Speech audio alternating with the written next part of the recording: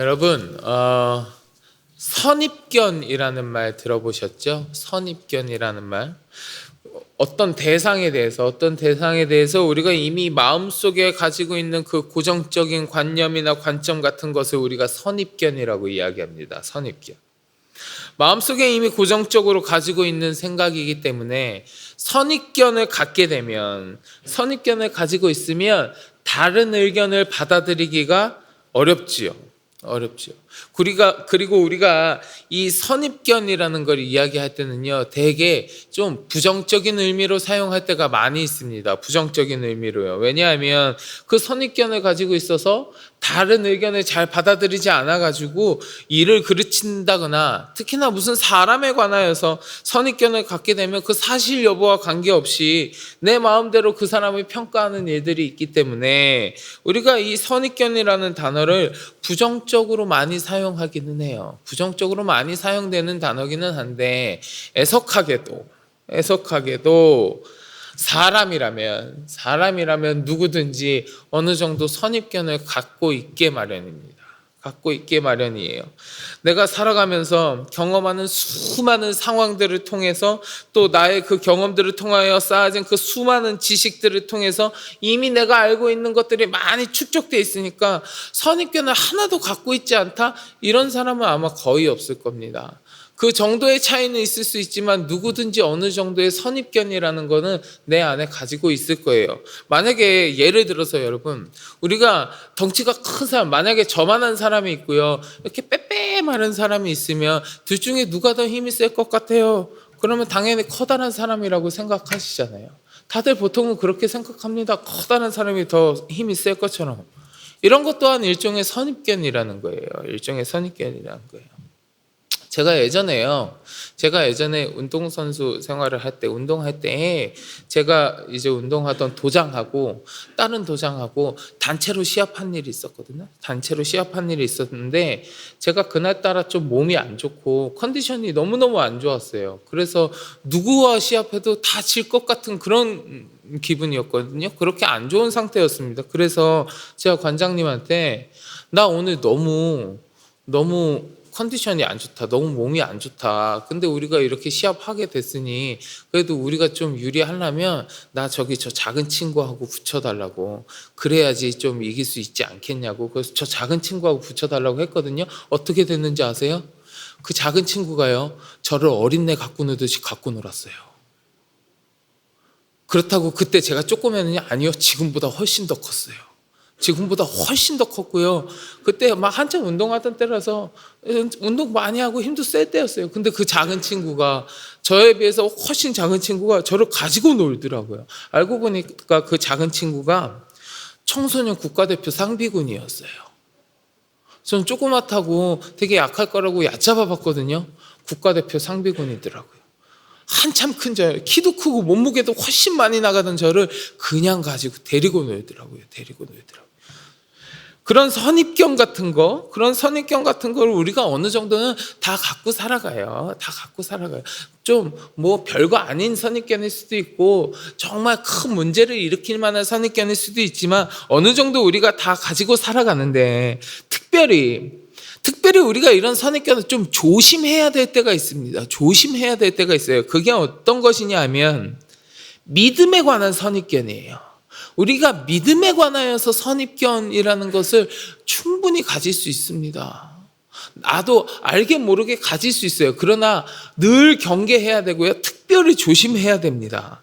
우리가 믿음 생활할 때도 선입견을 가지는 경우가 있고, 그러한 믿음에 대한 선입견 때문에 실족하고 마는 아주 안타까운 상황들이 종종 벌어지고는 하는데, 그 대표적인 사례가 무엇이냐? 오늘 봉독한 본문의 말씀이에요. 그 믿음에 관한 선입견 때문에 아주 큰 손해를 보게 된 대표적인 사례가 오늘 봉독한 본문의 말씀이란 말이에요. 자, 오늘 본문 2절 말씀, 앞에 말씀을 보면 예수께서 가버나움에서요, 많은 이적들을 행하십니다. 막 병자들도 고쳐주시고요, 12회를 혈루증으로 앓았던 여인도 고쳐주시고요, 회당장 야이로의 죽었던 딸도 살리셨습니다. 우리가 어제까지 어제까지의 본문을 통해서 그 이야기들을 쭉 살펴봤잖아요. 예수께서 그렇게 엄청난 이적들을 베푸시고 가르침을 전하시면서 막 복음이 퍼져나가고요. 그 전도의 열기가 막 점차 열기를 더해가고 있었어요. 예수님에 대한 소문들이 막 퍼져나가고 있었단 말이에요. 그런데 그런 시기에 그러고 있는 상황 가운데에서 예수님이 이제 고향으로 오신 거예요. 고향으로 오셨다고요. 그 공생애의 사역을 시작하시기 전까지 자신이 살던 그 고향 땅에 오셔서 예수님이 지금 가르침을 전하고 계신 거란 말이에요. 그런데 이 고향 땅에서 그 예수님의 가르침을 듣던 사람들한테 뭐가 있었냐면, 그 고향의 사람들한테 뭐가 있었냐면 이 예수님에 관한 선입견이 있었어요. 이 사람들한테 예수님을 향한 선입견이 있었고, 아니 그것을 넘어서서 이 사람들은 예수님을 일부러 무시하기까지 했습니다. 무시하기까지 했어요. 여러분, 오늘 본문 2절 말씀 같이 보실래요? 오늘 본문 2절 우리가 한번 같이 봉독해 보겠습니다. 안식일이 되어 회당에서 가르치시니 이 사람이 어디서 이런 것을 얻었느냐? 이 사람이 받은 지혜와 그 손으로 이루어지는 이런 권능이 어찌 됨이냐? 아멘. 자, 2절 말씀에 보니까 예수님이 막 가르치시고 사람들이 그 가르침을 들었단 말이에요. 이 가르침을 들은 사람들이 어떤 반응을 보였습니까? 듣고 놀랐다 그랬어요. 듣고 놀랐다고요. 그들이 지금 이 예수님의 가르침을 듣고서 놀랄 때에 놀랐다고 하는 건 단순히 예수님께서 무슨 화려한 언변을 가지고 너무 말을 잘하셔서, 또는 그 지식이 너무너무 뛰어난 것 같은 모습을 보이셨기 때문에 놀란 게 아니에요. 그래서 놀란 게 아니란 말이에요. 그들이 예수님의 가르침을 듣고 놀란 근본적인 이유는 뭐냐면, 예수님의 그 가르치심의 내용이, 그 엄청난 가르침이 하나님께로부터 왔다라는 것을 이들이 알기 때문에 놀라는 거예요. 하나님께로부터 왔다는 것을. 자, 2절 후반부에 보면요. 2절 후반부에 보면 뭐라고 기록되어 있냐 하면, 이 사람이 받은 지혜와 그 손으로 이루어지는 이런 권능이라고 얘기해요. 이 사람이 받은 지혜와 그 손으로 이루어지는 권능. 자, 여기서 받은 지혜라고 이야기할 때 나오는 받은이라는 단어예요. 받은이라는 이 단어가 원어적인 의미로 좀 찾아보면 그 안에 무슨 뜻이 암시되어 있냐 하면, 하나님께서 주신이라는 뜻이 그 단어 안에 들어가 있어요.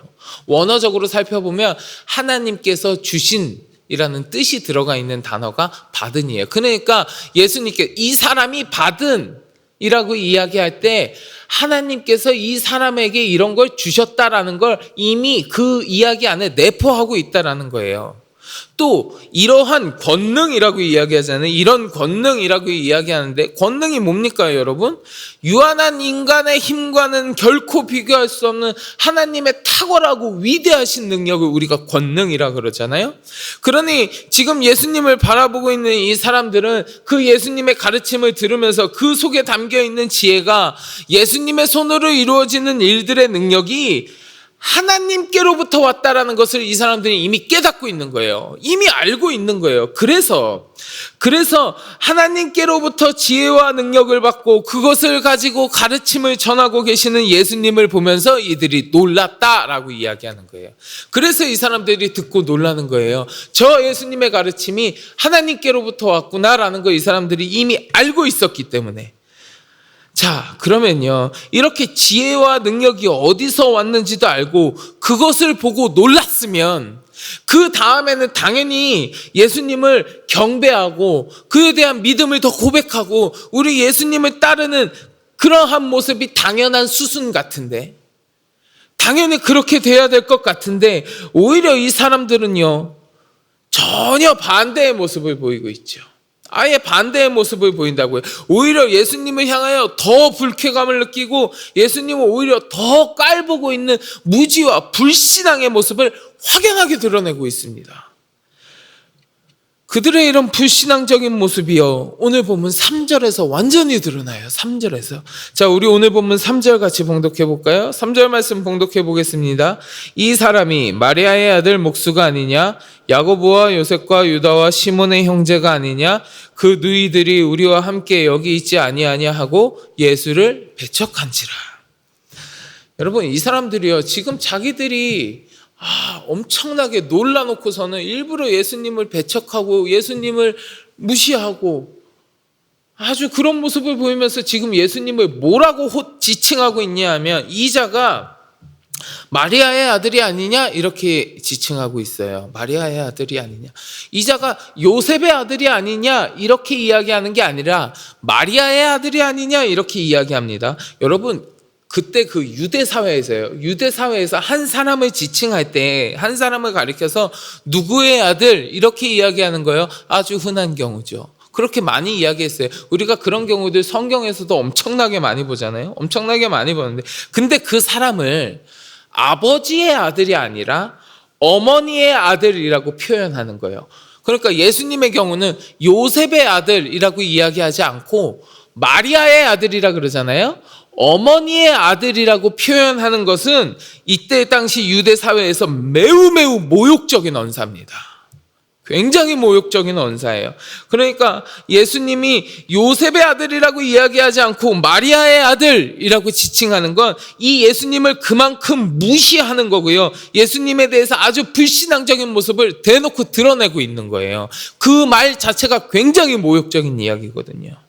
그리고 또 예수님을 향해서 뭐라 그럽니까? 목수가 아니냐 이렇게 이야기하죠. 목수가 아니냐, 이거 너 목수잖아, 너 목수잖아. 이 말에 목수 주제에 주제넘게 행동하지 말아라, 목수 주제에 가르침을 전하는 선생의 대우를 받을 생각을 하지 말라, 이런 의미가 담겨 있는 거예요.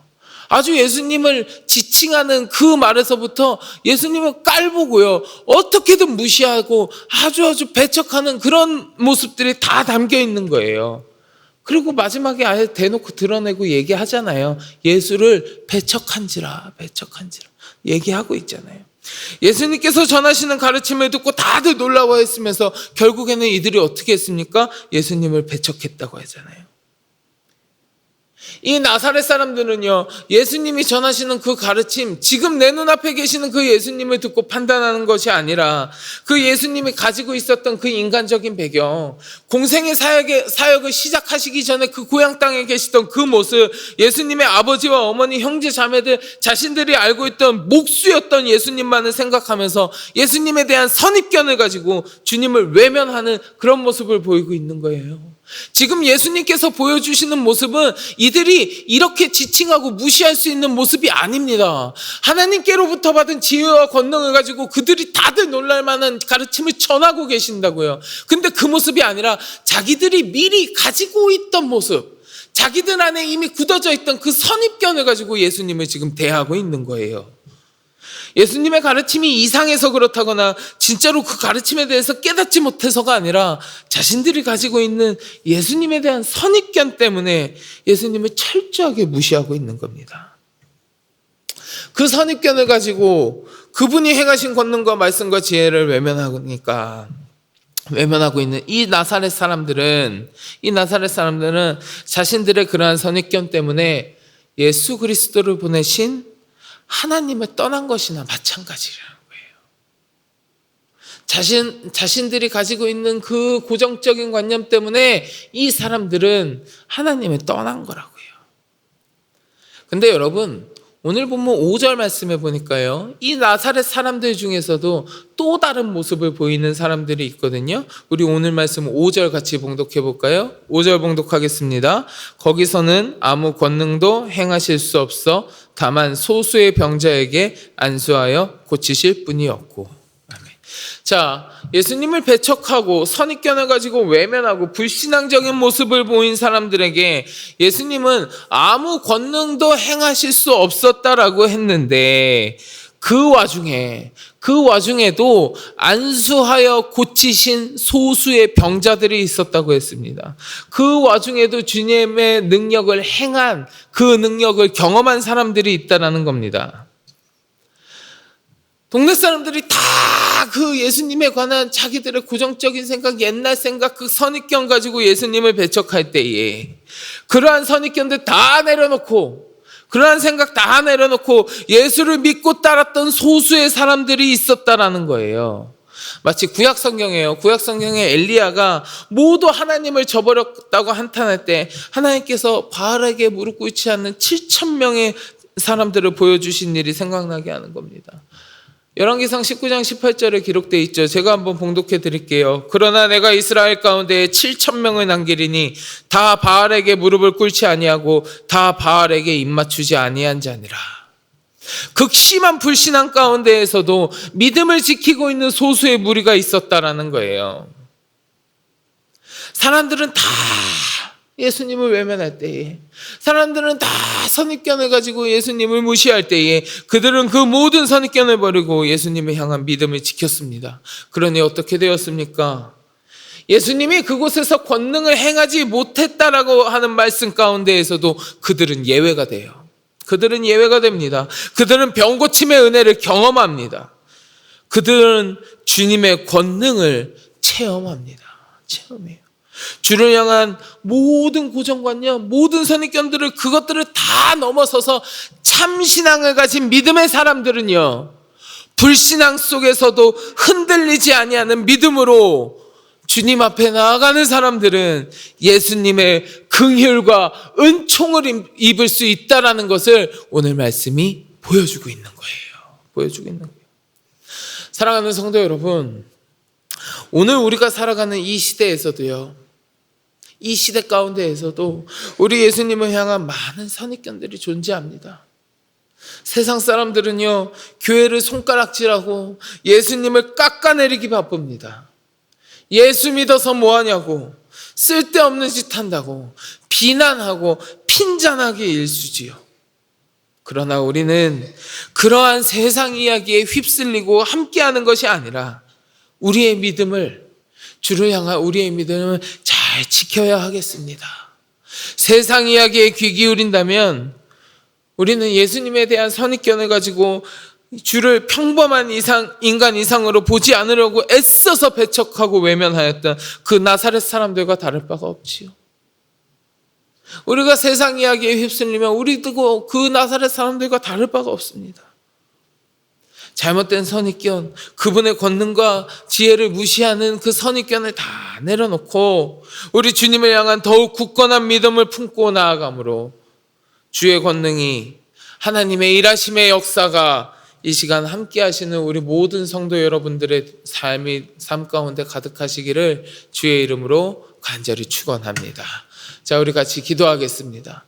하나님, 세상에서는 주를 비난하고 주를 깎아내리는 많은 선입견들과 애써서 외면하고 배척하는 주를 향한 불신앙의 모습들이 가득합니다. 그러나 주님, 내가 그것에 휩쓸리지 아니하게 하시고 오직 하나님을 향한 흔들리지 아니하는 믿음을 굳건히 지킴으로 말미암아 주의 권능과 하나님의 일하심의 역사가 내 삶 가운데 가득하게 하여 주시옵소서. 우리 함께 기도하시고 마음속에 가지고 계신 간절한 기도의 제목을 가지고 같이 기도하도록 하겠습니다. 우리 주여 삼창하고 같이 기도합니다. 주여